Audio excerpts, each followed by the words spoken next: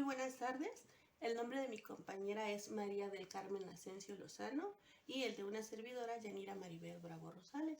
Nosotras formamos un equipo y somos estudiantes de la Universidad Nacional Autónoma de México, Facultad de Estudios Superiores Iztacala. Somos de la carrera de Psicología y este es el módulo 803 a cargo de la maestra Cristian Sandoval Espinosa. Uno de los temas de salud es el del alcoholismo. Entonces nosotros les vamos a hablar de ese tema, tocando las variables emocionales, biológicas, de conducta, cognitivas y sociales y o familiares. ¿Sí? La adicción se considera una enfermedad primaria, crónica, compuesta por factores psicosociales, ambientales y en muchos casos genéticos que influyen en su manifestación y desarrollo. El alcoholismo es considerado una adicción. Es una enfermedad progresiva, agresiva y en la mayoría de los casos puede ser fatal. El alcoholismo es una adicción muy común. Entonces vamos a empezar mencionándoles unas características. Es la negación, episodios de descontrol sobre su uso o ingesta, minimizar consecuencias adversas por el exceso de consumo y distorsión del pensamiento. ¿Cuántas veces hemos escuchado decir lo dejo cuando quiero? Tomo porque me gusta. Eso va en lo que es cuestión de la negación. Minimizar las consecuencias puede ser el que a lo mejor dejen de ir a trabajar, faltar a compromisos con familiares y se excusan diciendo que fue sin querer, que no pasa nada, que es la primera vez. ¿Sale? Al principio, el alcohol produce un fenómeno llamado desinhibición. Esto es cuando la persona se siente más suelta, relajada, elocuente, más libre y hasta con mejor autoestima. Esto es a causa de que el alcohol empieza a deprimir. Esto fisiológicamente significa que está fungiendo como un inhibidor, ya que bloquea ciertas áreas de la corteza cerebral. Esto al principio produce que la persona, no sé, a lo mejor la que es muy callada, empiece a soltarse para platicar, se empiece a reír, a convivir, empieza a desinhibirse. Entonces, pues le gusta la sensación, más no sabe qué. Si el consumo del alcohol continúa de manera gradual, es decir, poco a poco, se van deprimiendo otras zonas subcorticales más primitivas del cerebro y en las conductas de la persona se nota un descenso en la pronunciación y entendimiento del lenguaje, balbuceo. El caminar es inestable y presenta deterioro de atención y memoria. Si el consumo continúa, aún después de todo esto, el siguiente paso puede caer en un coma etílico. Se deprimen aquellas zonas cerebrales encargadas de la supervivencia y muerte. Después de pasar a la sensación de agrado, si se sigue consumiendo, el alcohol empieza a absorber la integridad hasta de la persona.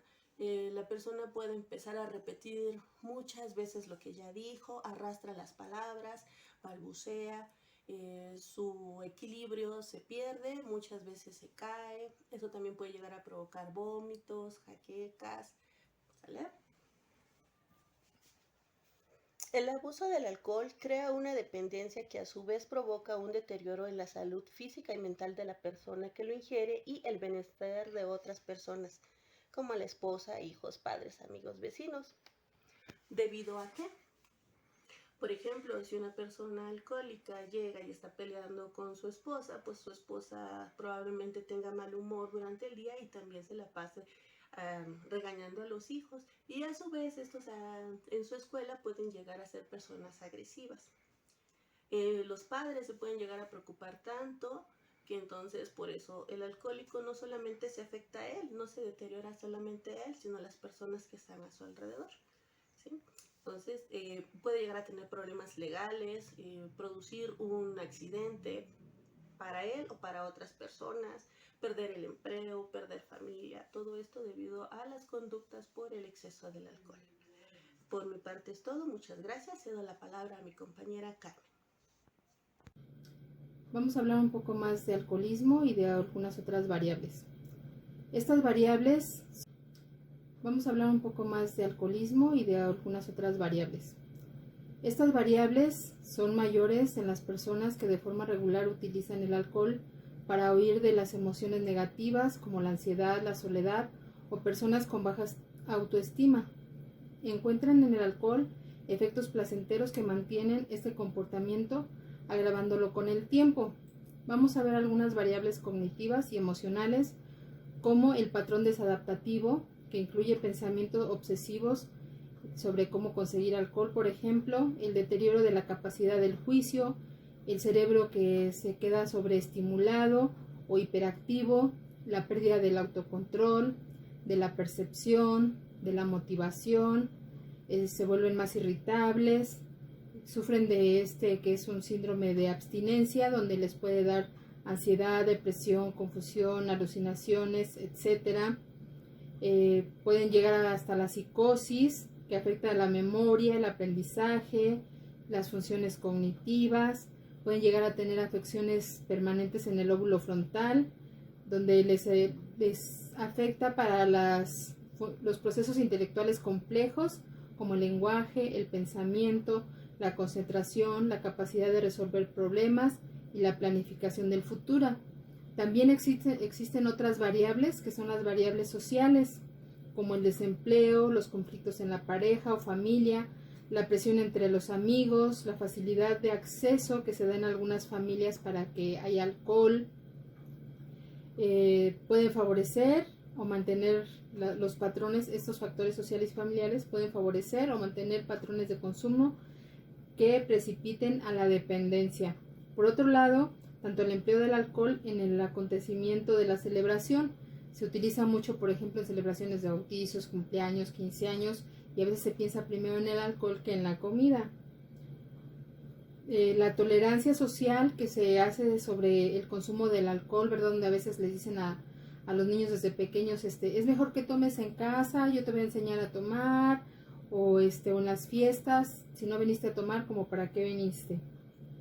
Todo eso puede reforzar y sirve como apoyo al mantenimiento del consumo de alcohol, y no se dan cuenta que pasan ya de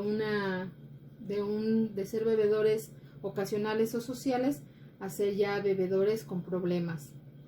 Entonces ahí vemos que influye la relación con los padres, los factores educativos, como decíamos, la permisividad, el círculo de amigos, la indiferencia hacia los demás y el aislamiento social, la presión social, y entonces todo eso los puede llevar a tener incumplimiento de obligaciones, reducción de actividades sociales, laborales, recreativas, problemas interpersonales, problemas económicos, y por lo tanto les llevan como consecuencia a una destrucción familiar.